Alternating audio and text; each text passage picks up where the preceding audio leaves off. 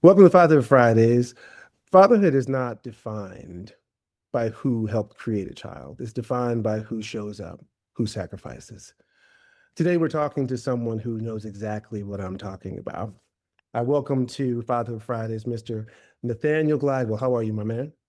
I'm doing well. Appreciate you having me on here. It means a lot. I love your story. Just to give a little backstory, Nathaniel's married to his wife, and she had two kids, and now they have just had a kid of their own. And I just want to know, what has that journey been like for you?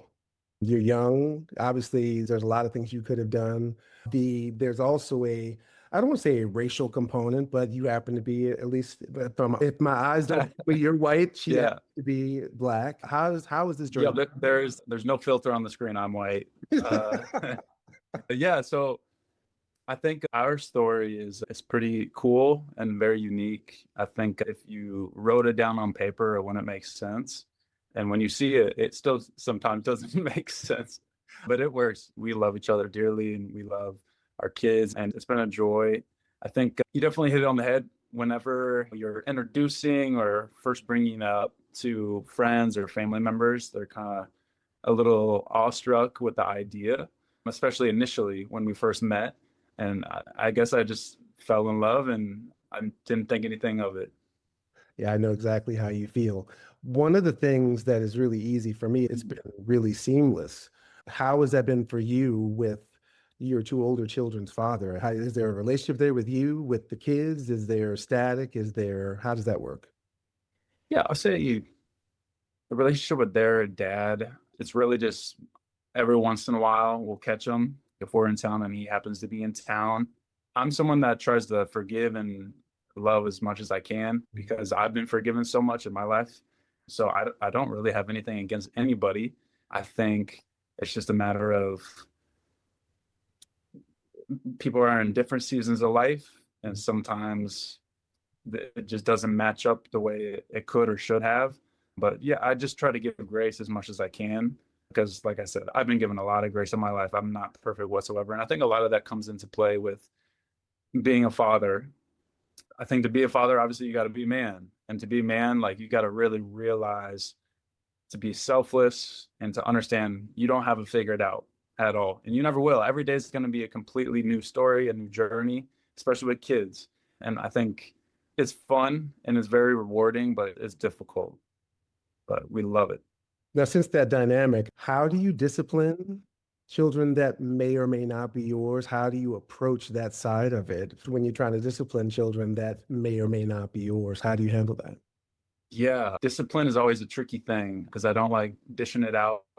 It's ever changing. Like Lauren's trying to figure it out. We're still newlywed and I'm trying to figure it out. There are times where Lauren, my wife, will try to remind me, like, hey, picture this as your blood. Because although they may not be, picture it as your blood. You don't want to come off too harsh, but you also don't want to just let them off. But I think too, having our own together, my wife and I, really has unlocked even more with the love and the discipline. It's like maybe they're not mine, but I'm gonna love them to death. I can remember when we first met and we were driving around and my daughter or Ember was in the back seat and she was singing a song. This is the first interaction I had with the whole family, us four in the car driving around, and she was singing a song, and I was like, something in it just clicked, and I was like, I really want this. I cannot wait to have this. I always knew I wanted kids, but it was in that moment where I was like, this is unbelievable. It's like an instant family. I love this to death. And Lauren's amazing. The way I see her interact with Brian and Ember, it just really awoken in me. I want a family, and this is an amazing one to start. That's an amazing story. Here's a question though. If Yeah. their father wanted to be more involved, how would that change things, or would it change things at all? I think I would encourage it in certain aspects because I never want to, I try to see things from everybody's perspective as best as I can. But I think there is a touch of protection that, as a father or even a friend, that you want to make sure that your kids are always in an environment that is healthy. And I know at times we can be strict over here, But I think that we want to have our kids in that always in a safe environment and a healthy environment. And it's always tricky because some things are he said, she said, and others you may have seen firsthand where you're like, don't know if it would be wise for my son or daughter to be in an environment without me present. You strike me as the kind of young man that really knows who he is and knows what he wants and is willing to do whatever it takes to get everybody what they need. And I feel the same way about our life. I have my own relationship with Julia. I have my own relationship with Jack. They love their little brother more than anything in the world. And it just the family aspect of this is just it's really something I've never had. I feel, Yeah. and then you add to that Leilani's parents, who are my parents. They've been more my parents than my parents ever were. My parents divorced when I was 10, but I finally know what it's like to be in a family that way. And just like you, at 57, I have a 3-year-old. So now I'm learning all these things that I Yeah. never ever knew. So I wanted to have you come on here and just tell your story. Yeah, and to that point, like I can remember Ember now, she's what, 8? And when I first met her, I think she was 4. And now it's like she doesn't even really remember a time where I wasn't there. So that aspect's it's cool to walk into that role, and I've just always been there for her now. But I can remember early on, Ember would always slip up and say dad to me. And it made me feel great, but it also sometimes it breaks your heart because you're like seeing it from her perspective of yearning to say that to someone finally and being able to. And it's quite the burden as a man to carry that. But again, it's extremely rewarding. How did they feel about their own dad? I never want to try to put someone down, but it has been tough at times where maybe they're expecting phone calls or visits or special moments with their biological dad. And maybe they're told one thing and then there's no follow through. So that puts even more pressure on me. Whereas if I say I'm going to be somewhere, if I say I'm going to do something, I better be there. But yeah, there's definitely been a lot of moments, especially with Brian, my oldest son. He's 12 now, and I think he, I think there is at times there is that racial thing where I'm not black, and I'm never gonna be able to fulfill that desire, perhaps that his biological dad would have. So at times, like there's certain things I'm not gonna be.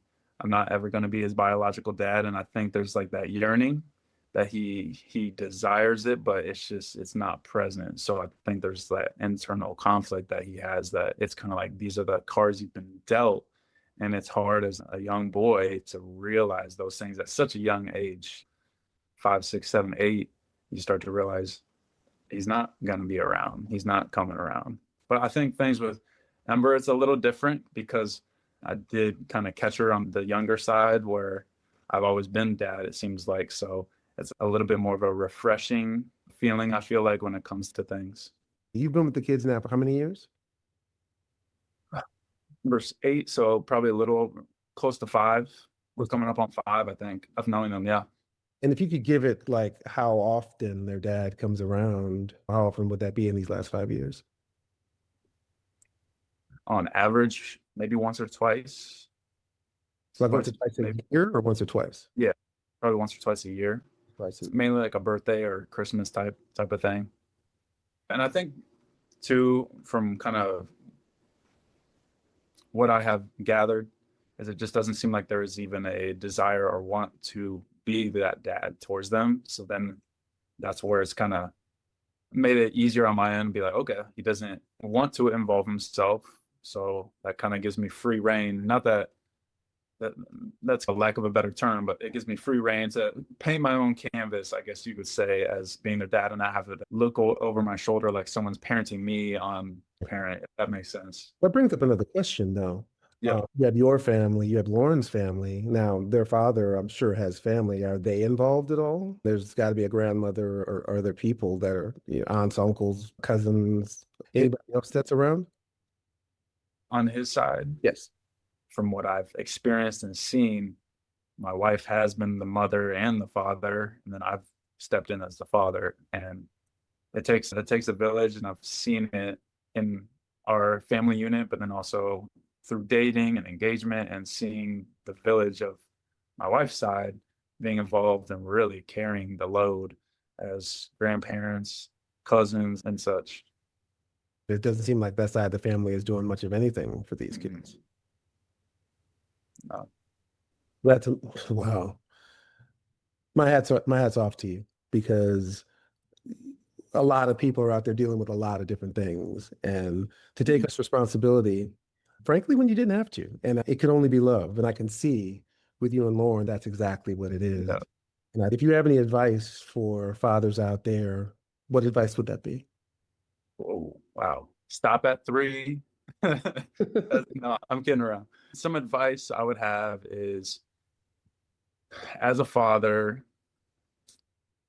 every day is gonna be a new day. It truly is. You're gonna fill the roles in different ways. You might have to discipline, you might have to love, you might have to stay up late and comfort, and you're never going to do things perfectly. I think realizing you're flawed as well. I think having transparency is the best way I could put it. Is although they are kids, I think being transparent with them. Hey, I'm trying to figure this out too. This is the first time I've been a dad, and I'm gonna try my best every single day to love you, to listen. I think oftentimes, as you can tell, we talk a lot, but the most important thing is listening and listening to what your kids need and what they want. And as the parent and the father, determining, let's get them the needs and let's determine if the wants are really what they should have right now. And let's take it day by day, but also just giving grace. And also, I think the most important thing about being a father is finding a good woman. Uh, Number one, most and Lauren, with behind every good father is a great woman, for sure. That's what I can say. Most definitely, I can see that in my upbringing. My dad was fantastic. My mom, right there with him, a fantastic woman. If you find a good father, interview the wife too, because there's probably a motherhood right there as well. thank you so much for being a part of this. My hat's off to you, as I said earlier, and congratulations on the wedding, on the new baby, on everything. Congratulations to you, and kudos to your family and to Lawrence for stepping in. Yeah. Yeah, we love it. We have a good time here. We have a good time. Sounds like it. Thank you. Yeah. Thank you. Thank you.